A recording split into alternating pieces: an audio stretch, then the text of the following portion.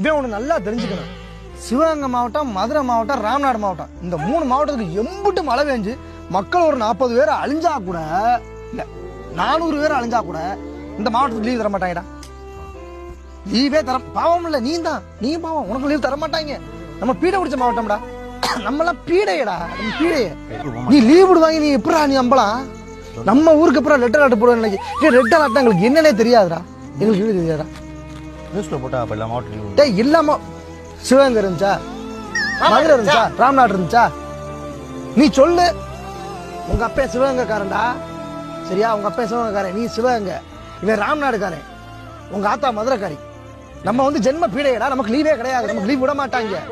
இது இன்னைக்கு நேற்று போராட்டம் கிடையாது. உங்க அப்பையும் படிக்கிற காலத்துல இருந்து லீவ் வரும் உட்கார்ந்து நாங்க சேனலையே பார்த்துக்கிட்டு இருப்போம்டா.